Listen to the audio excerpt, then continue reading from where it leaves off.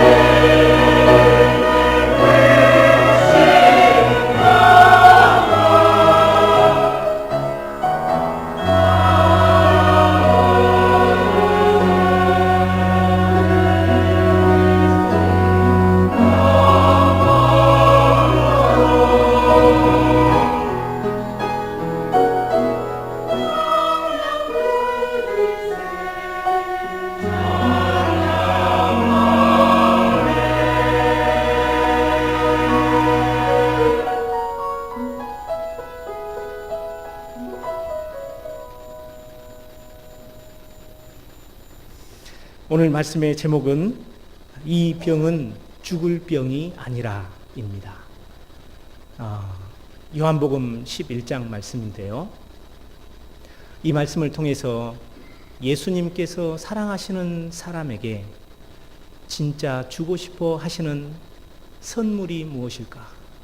사랑하는 사람에게 있어서 꼭 주고 싶은 것이 무엇인지 본문 말씀을 통해서 들여다보도록 하겠습니다. 1절 말씀을 보십시오. 어떤 병든 자가 있으니 이는 마리아와 그 형제 마르다의 촌 베다니에 사는 나사로라. 어떤 병든 자가 있었습니다. 그 사람의 이름은 나사로였죠. 여러분, 나사로와 마르다 마리아의 이야기는 아마 성경 곳곳에서 여러분들이 많이 보셨으리라 생각합니다. 마리아에 대해서는 2절에 이렇게 기록이 되어 있습니다. 이 마리아는 향유를 주께 붓고 머리털로 주의 발을 씻기던 자요, 병든 나사로는 그의 오라비러라. 요한복음 그 다음 장 12장을 보면 향유를 깨어서 예수님의 머리와 발등상에 붓고 여인의 영광이라 할 수 있는 머리카락으로 예수님의 발을 문질러서 섬겼던 장면이 나옵니다. 그 주인공은 마리아였죠. 아마 이 마리아는 11장에 나온 자기 오빠 나사로의 새로운 생명을 얻게 된 것에 대해서 아마 감사하는 마음으로 예수님께 그렇게 했는 것 같습니다. 여러분, 마리아와 마르다의 이야기는 여기뿐만이 아니라 또 누가복음 10장에 보면 잘 나타나 있습니다. 예수님께서 마르다와 마리아 집에 종종 신방하셨었습니다. 한 번은 신방을 했을 때 마리아는 열심히 예수님의 말씀을 경청하면서 예수님이 손님으로 온 것에 대한 예의를 갖추고 있었을 때 그의 언니 마르다는 부엌에서 예수님을 어떻게 하면 잘 섬기고 맛있는 것을 대접할 수 있을까 열심히 일을 하고 있었습니다. 이로 보건대 마리아와 마르다의 성격을 잠시 들여다볼 수가 있겠죠. 마리아는 굉장히 사색적이고 예수님을 뜨겁게 사랑했던 사람이 아니었는가, 이런 생각이 들고, 마르다는 또 예수님을 섬기는데 그 누구보다도 열심을 다해서 섬기던 적극적이고 활달한 성격이 아니었을까, 이리 생각을 해보게 됩니다. 성경의 나사로에 대해서는 그 성품에 대해서 우리가 추측할 만한 그런 근거가 별로 없지만 이 마르다와 마리아가 그래도 믿고 의지하였던 하나밖에 없는 혈육이었습니다. 마리아와 마르다 이 나사로 가정은 부모가 없으셨어요. 그래서 예수님께서 늘 그 베다니를 들릴 때마다 이 가정을 방문하셔서 나사로의 친구가 되어 주기도 하고 또 이 두 여동생들의 부모의 역할을 해 주기도 하셨습니다. 그런데 이들이 살고 있었던 마을 이름이 뭐였어요? 베다니죠. 이 베다니는 어디에 있었냐면 우리 뒤에 보면 17절에 보니까 18절 베다니는 예루살렘에서 가깝기가 한 오리쯤 되매, 이렇게 기록을 하고 있습니다. 여러분, 심리도 못 가 발병 나죠? 그럼 4km를 말합니다. 오리는 얼마나 될까요? 2km입니다. 그래서 예루살렘 성에서 별로 많이 떨어져 있지 않은 그런 곳이었어요. 여러분, 성 안에 사는 것과 성 밖에 사는 사람들의 삶이 어떠할까요? 우리나라 조선시대를 살펴보면 사대문 성 안에 살았던 사람들은 누구였어요? 양반들, 또 돈이 있었던 상인들, 이런 사람들이었겠죠. 하지만 남대문이나 동대문 바깥에 성 밖에 사는 사람들은 어떤 사람들이었습니까? 가난한 사람들, 또 헐벗은 사람들, 굶주린 사람들, 억울한 사람들, 이런 사람들이 살고 있었겠죠. 우리가 이것만 살펴보더라도 나사로 가정은 아마 성 안에 살 수 없는 형편 가운데 있지 않았을까 추측해 볼 수 있습니다. 여러분, 나사로라는 이 베단이라는 말은 우리 히브리 말로 벳이라는 말은 집이라는 뜻이죠. 베들레헴이라는 말 아시죠? 들레헴이라는 말은 빵이라는 뜻입니다. 그래서 베들레헴은 빵집이라는 뜻이에요. 그러면 베다니는 벳 아니라는 뜻이에요. 근데 아니는 뭐냐면 가난하다, 궁핍하다 이런 뜻입니다. 그러면 나사로 이 형제들이 살고 있었던 베다니는 곧 가난한 집 또는 가난한 동네 이런 뜻이 됩니다. 다시 말해서 베다니는 가난한 사람들이 모여 사는 그런 곳이었어요. 지형적으로만 보더라도 예루살렘이 산꼭대기에 있었으면 그 다음부터서 여리고까지 광야길인데 여기는 쭉 내려가는 길입니다. 얼마를 내려가냐면 30km를 넘게 내려가요. 근데 거기는 거의 풀 한 폭이 없는 그런 메마른 곳입니다. 그런 메마른 곳과 산 정상에는 비가 부딪혀서 이게 산림이 우거져 있는 이 경계선에 위치한 곳이었어요. 그러다 보니까 베다니는 예수님께서 늘 갈릴리에서 예루살렘으로 방문하실 때 여리고에서부터 힘들게 올라가서 산 정상에 있는 예루살렘 근처에 왔을 때 잠시 머물고 쉬어갈 수 있는 그런 곳이었습니다. 여리고가 해저 300m고 또 예루살렘이 해발 800고지에 있기 때문에 이 고도 차이만 해도 약 1100m 정도 차이가 납니다. 우리 서울에 있는 북한산이 800m가 좀 넘죠. 그걸 생각해 보시면 여리고에서 예루살렘까지 올라간다는 사실은 사실상 고된 산악 행군과 같은 것이었습니다. 더구나 마른 날씨였기 때문에 숨이 턱에 미칠 정도로 헉헉대는 그런 수밖에 없었어요. 이럴 때 예수님께서 베다니에 들려서 이 가정에서 쉼을 얻고 가셨을 때 예수님은 얼마나 큰 힘이 되셨을까요? 이런 가난한 가정 가운데 마리아는 그가 향유를 모았습니다. 근데 이 향유는 인도에서 나는 나드 향이라고 하는데 이게 상인들을 통해서 이집트로 가다가 예루살렘 근처에 지나가는 길에 조금씩 사 모아 두었던 것이었어요. 12장에 보면 이 향유 옥합을 일시에 깨서 예수님께 드렸을 때 이 돈꾀를 맡은 유다는 뭐라고 이야기를 했어요? 이걸 팔아서 가난한 사람들에게 주었으면 얼마나 좋았을 것이야. 이렇게 이야기하면서 이 값을 300데나리온이라고 추측을 합니다. 한 데나리온이 보통 노동자 하루 품삯인 것을 생각해 보면 오늘날 여러분 열심히 노동하면 한 10만 원은 버시죠. 그러면 300데나리온은 3천만 원에 해당됩니다. 그래서 이 나드 향유를 한 방울씩 머리에다가 떨어뜨려서 냄새나고 잘 씻지 않는 유대 사회에서 좋은 향기를 내도록 하는 것이었어요. 그런데 이걸 한꺼번에 쏟아 부을 정도면 마리아가 예수님을 얼마나 사랑하고 있었는지 우리가 짐작할 수 있을 것입니다. 이렇게 예수님과 나사로의 가정은 사실상 끈끈한 유대 관계가 있었어요. 보통 사랑하는 관계가 아니라 좀 속된 말로 끈적끈적한 그런 관계였어요. 혹여 우리도 예수님과의 관계가 이런 관계인지 아니면 이런 관계보다는 좀 덜한 관계인지 한 번쯤 여러분 체크를 해보시면 좋을 것 같습니다. 그런데 이 가정에 무슨 문제가 생겼습니까? 그 오빠 나사로가 병이 들었습니다. 아마 오늘날로 같으면 동남아 단기 선교 여행을 갔다가 모기에 물려서 돌아와 보니 아마 메르스 이런 병에 걸렸을 수도 있을 것 같아요.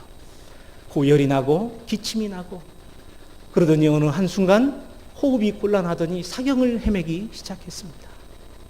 상황은 긴박하게 돌아갔고 마르다와 마리아는 당황해서 아마 어쩔 줄 몰라 했었을 것 같습니다. 이럴 때 그들이 취할 수 있는 것은 무엇이었어요? 3절을 보십시오.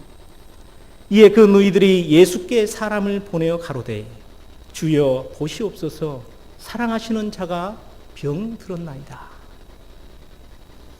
그들은 사람을 샀습니다. 그런데 예수님이 계시는 곳까지 사람을 보내야 됐는데 지금 예수님은 어디 계실까요? 혹시 예루살렘 성 안에서 계실까요? 아니면 베다니 근처 수풀에서 기도하고 계실까요? 10장 말씀을 살펴보면 10장과 9장 말씀은 이런 말씀입니다. 11장과 연결이 되는 말씀인데 9장에서 예수님이 날 때부터 소경된 사람을 고쳐주셨어요. 그랬더니 이 소경된 사람이 고쳐 남을 보고 많은 사람들은 기뻐하고 즐거워하고 축제를 벌여야 했었죠. 그런데 바리새인들과 유대인들은 어떻게 반응했습니까? 너 원래부터 눈 감고 태어났는데 왜 눈 뜨고 있니? 눈 다시 감아. 이렇게 반응을 하는 거였어요. 이걸 보시면서 예수님이 너무 속이 상해서 10장에서 이렇게 이야기를 하십니다. 나는 선한 목자요, 나는 양의 문이라. 너희는 삭군이야. 이렇게 이야기를 하셨어요.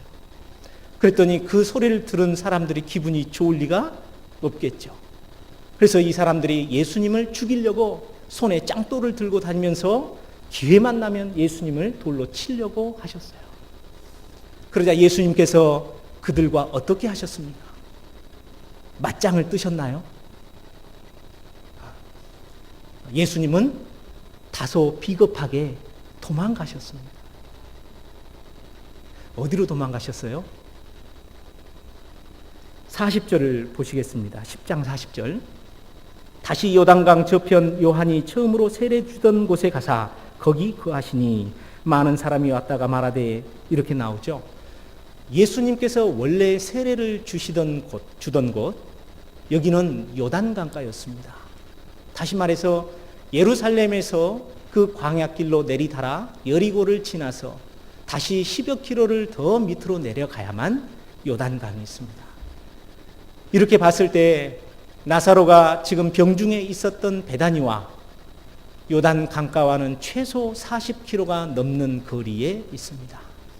그러면 어려운 형편에도 불구하고 마리아와 마르다가 사람을 사서 거기까지 사람을 보냈어요. 예수님을 불러달라고. 얼마나 걸렸을까요? 최소 한나절 내지 하루 정도의 길은 됐겠죠. 그러면서 하는 말이 주여 보시옵소서 사랑하시는 자가 병들었나이다. 아마 이렇게 이야기를 했어야 되죠. 우리 오빠 목숨이 지금 숨 넘어가고 있어요.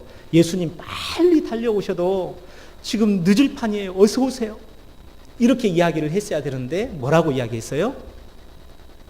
단지 사랑하시는 자가 병들었나이다 하고 더 이상 재촉하지 안 했어요. 우리는 여기서 뭘 볼 수 있냐면 이 정도로 이야기를 해도 예수님께서 어떻게 하시겠다는 생각이 있었던 거예요? 네, 단숨에 달려오시리라는 믿음을 갖고 있었어요. 누가요? 마르다와 마리아가. 그러면서 예수님한테는 이렇게 이야기를 합니다. 사랑하시는 자가. 이 말씀은 마르다와 마리아가 예수님을 사랑한다는 뜻일까요? 아니면 예수님이 나사로를 사랑하신다는 말씀일까요? 네, 후자죠. 예수님께서 나사로를 사랑한다고 생각을 하고 있는 거예요. 오버 아닐까요? 혹시 자기 확신이 너무 세서 이렇게 이야기를 할까요? 예수님은 그렇게 사랑한 적도 별로 없는데 우리가 괜히 넘겨짚은 것은 아닐까 이렇게 생각이 들 수도 있겠지만 실은 이 사람들의 믿음이었어요. 예수님을 향한 믿음, 예수님을 향한 뜨거운 사랑. 여러분, 하나님께서 누구를 가장 기뻐하십니까? 하나님은 예수님을 사랑하고 하나님을 사랑하는 사람, 뜨겁게 사랑하는 삶을 살아가는 사람, 이 사람을 하나님은 가장 사랑하시고 그런 사람들에게 복을 못 줘서 안달을 하시는 분이 하나님이시죠. 그러면 예수님께서 이 사람들이 예수님에 대한 사랑과 믿음에 대한 확신을 가지고 기도 요청을 했을 때 우리 생각 같으면 그에 대한 응답은 어떠해야 하리라 생각하십니까? 즉각적이어야 되겠죠. 백부장의 하인도 그 먼 거리에서 병이 들었을 때 예수님은 말씀으로만 고쳐주셨죠. 예수님이 이 나사로의 병을 말씀으로만 40km가 넘게 떨어진 거리에서 고치실 수 없었을까요? 그런데 예수님은 어떻게 하셨습니까? 6절을 보십시오. 그 계시던 곳에 이틀을 더 유하시고, 여러분, 이틀을 더 유하셨습니다. 그런데 결국 예수님이 베다니에 가긴 가셨는데 며칠이 걸린 줄 아십니까? 이 뒤에 보면 39절에 보면 예수님이 가서 이제 돌을 옮겨 놓으라 이렇게 이야기를 하니까 마르다가 하는 말이 뭐예요? 죽은 지가 나흘이나 됩니다. 벌써 냄새가 납니다. 예수님이 이틀 걸리셨는데 나흘이 됐다. 그럼 어떻게 추측할 수 있을까요? 예수님이 가시는 날 하루, 또 그 사람들이 사람을 보내서 예수님께 가는 날 하루가 더해졌겠죠. 그래서 4일이 걸렸다면 나사로는 언제 죽은 거예요? 사람을 보내자마자 이미 죽은 겁니다. 더운 중동 지방에서는 장사를 우리처럼 3일장 치르지 않습니다. 그날 치릅니다. 이유는 너무 덥기 때문에 사람의 시체가 금방 부패가 돼요. 이런 부패 속도를 생각을 하면 4일 동안 부패가 됐다면 얼마나 부패가 되었겠습니까? 실은 사람의 형체가 이제 못 알아볼 정도로 그렇게 허물거릴 정도로 시체가 부패가 됐겠죠. 이런 사실을 예수님이 아실까요? 모르실까요? 네. 그렇다면 여기서 예수님께서 그렇게 이틀을 더 유하시고 바로 응답을 안 하시는 데는 예수님의 의도가 있다는 소리. 일부러 그러셨다는 거죠. 그러면 4일 동안 마르다와 마리아 입장에서 한번 생각을 해봅시다. 마리아와 마르다는 그래도 예수님께서 축지법이라도 쓰셔서 그날 저녁이라도 도착하도록 막 그런 기대를 가지고 있었을 거예요. 그래도 사람의 생명이라는 것은 우리가 마음대로 할 수 없기 때문에 죽긴 죽더라도 예수님이 언제쯤 도착은 하셨어야 됐었을까요? 그래도 그 다음 날쯤은 도착을 했었어야 되는 것이 인간적인 도리가 아니었겠습니까? 그런데도 그때까지 안 오고 하루가 더 지납니다. 그리고 4일째가 됩니다. 그 동안에 마르다와 마리아가 겪었을 심경이 어떠했을까요? 얼마나 더 큰 슬픔과 얼마나 더 큰 아픔과 고통 속에 놓여 있었을까요? 그러면서 한편으로는 예수님에 대한 생각을 어떻게 하고 있었을까요? 예수님 우리가 그렇게 사랑하는 줄 알았는데 예수님은 생각보다 우리를 별로 사랑하지 않으신 분 아니신가? 그렇게 우리 집에 자주 들락거리면서 식사 때는 제때로 때에 맞춰서 오시더니 이 경우에는 어쩜 그렇게도 늦게 오시는가? 그러면서 예수님에 대한 믿음과 기대가 허물어지고 꺾이고 좌절과 절망 가운데 빠지지 않았겠습니까? 이러한 마리아와 마르다의 심정을 사실은 우리 예수님께서 누구보다도 잘 알고 계시겠죠. 여기서 보면 우리는 이거에 대한 생각을 여러분들이 가지셔야 될 필요가 있을 것 같습니다. 본문 말씀을 통해서 우리는 이것을 하나 생각해 볼 수 있어요. 사랑하는 사람에게 이런 역경과 환난이 올 수 있다는 사실입니다. 여러분 늘 하나님 말씀 잘 듣고 하나님 말씀에 잘 순종하면 모든 것이 다 잘 된다고 우리는 그렇게 생각을 합니다. 직장 구하는 것도 사업에서도 공부에서도 우리는 만사 형통이라는 그런 생각을 하게 되죠. 우리가 하나님께 기도하면서 늘 이런 관점으로 기대했었습니다. 하지만 예수님께서 사랑하시는 자입니다. 예수님께서 사랑하시는 그 사람이 죽을 병에 걸리는 정도가 아니었어요. 어떻게 됐어요? 죽음의 문턱을 넘어갔습니다. 어찌 보면 인간이 겪을 수 있는 한계의 범위를 더 넘어가는 데까지 하나님께서는 아픔과 고통을 주신다는 사실입니다. 그런데 이게 하나님의 본심일까요? 그게 아니라는 점에서 우리가 가지고 있는 신앙의 관점을 한 번쯤 생각해보고 다시금 정립해 보셨으면 좋겠습니다. 하나님께서는 당신에게 진짜 사랑하는 사람에게는 고통을 주신다는 사실을 하나 깨달으셨으면 좋겠습니다. 두 번째는 하나님께서 그렇게 사랑하는 사람에게 고통을 준 이유가 바로 고통을 없이 하는 것이 아니라 그 고통 속에서 가장 보다 더 큰 선물을 주시고자 하신다는 사실입니다. 3절을 보십시오. 4절을 보십시오. 우리 4절 말씀을 다 같이 한번 읽어보겠습니다. 시작.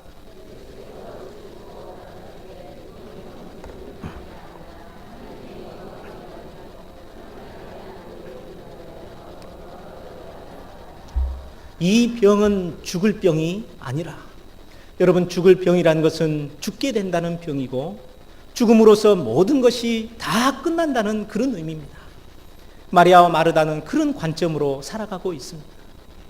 부활의 주, 생명의 주 예수님이 옆에 계시지만 예수님을 통한 다시 살아난다는 생각을 아예 개념조차 없고 생각지도 못하는 그런 삶을 살아가고 있는 것이죠. 하지만 예수님께서는 같은 사건을 놓고 예수님의 관점은 뭐였어요? 죽을 병이 아니다. 안 죽는다. 죽더라도 다시 살아난다. 죽음은 죽음이 아니라 잠이다.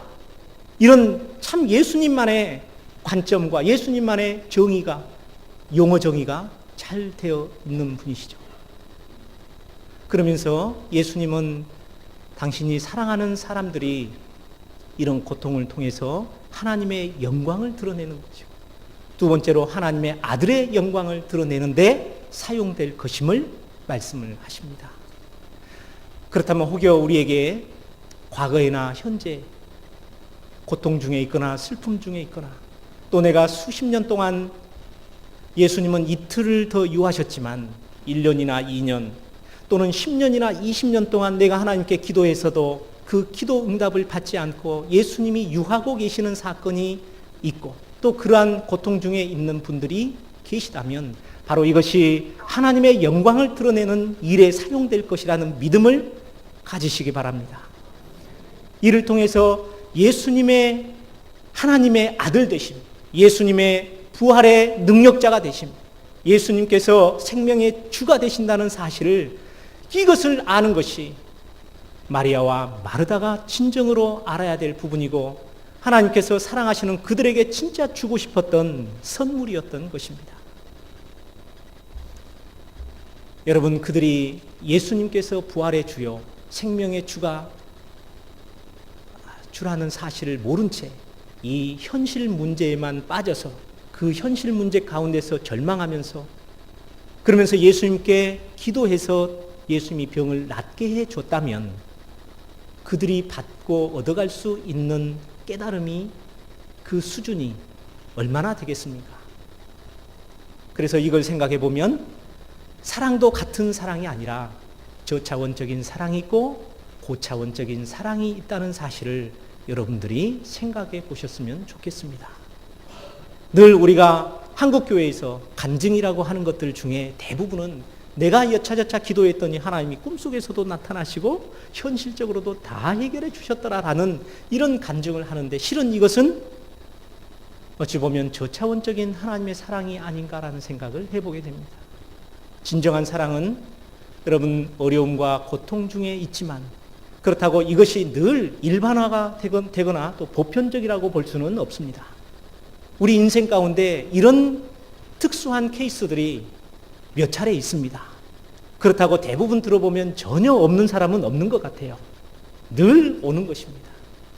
하지만 우리는 불신앙자가 아니라 신앙자의 입장에서, 신자의 입장에서 이러한 사건을 우리가 어떻게 바라보고 어떠한 관점으로 보아야 되는지, 하나님의 영광을 드러내야 되는 것인지 우리가 절망해야 되는 것인지, 실은 이러한 어려움과 역경이 있을 때 그 사람의 진정한 신앙이 드러나게 되는 것이겠죠.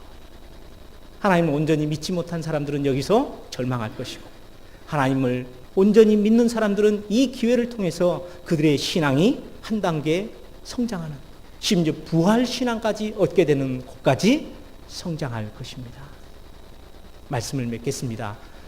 여러분, 사랑하는 사람에게도 얼마든지 이러한 어려움과 죽음의 고통이 온다는 사실, 여러분들에게도 암도 올 수도 있고, 또 여러분 가족 중에 죽음의 선을 넘어가는 경우도 있을 것입니다.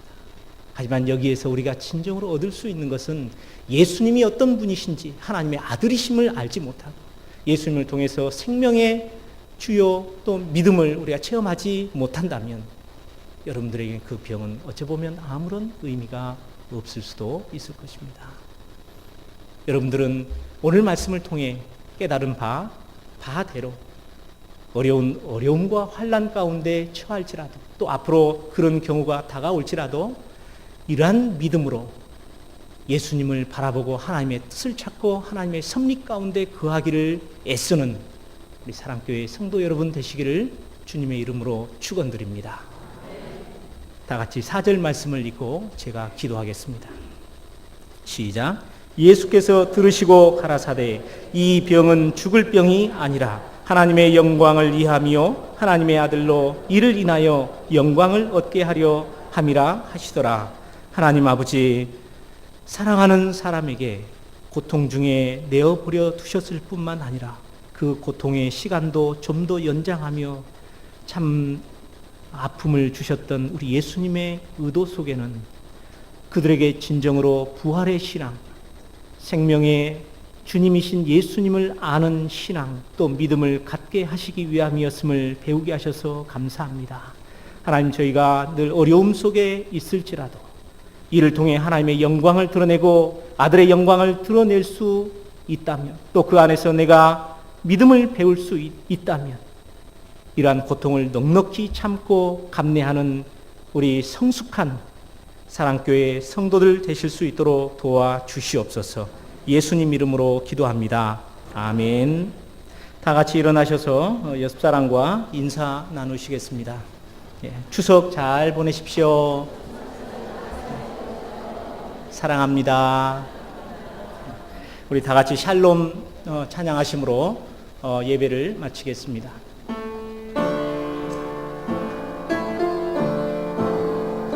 샬롬 교회여, 샬롬 교회여, 샬롬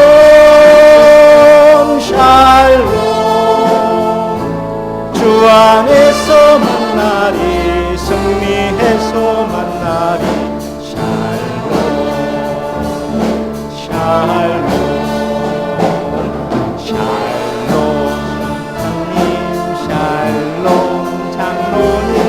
샬롬 샬롬. 주 안에서 만나리, 승리해서 만나리. 샬롬 샬롬. 이제는 십자가에서 피 흘려 저희들의 죄를 용서해 주신 예수 그리스도의 은혜와 독생자를 아끼지 아니하시고 내려주신 하나님 아버지의 사랑과 성령님의 교통하심과 충만하심이 나사로 가정을 사랑하시지만 그 사랑 가운데 고통을 주시고 진정으로 무엇이 참된 사랑인지 참된 선물인지 깨닫게 해 주셔서 저희들이 이제는 이 선물을 사모하는 그러한 우리 사랑교회 성도 여러분들과 지금 선교 여행 중에 있는 담임 목사님 4분, 홍장로님 4분 위에 이제부터 영원토록 함께 있을지어다. 아멘.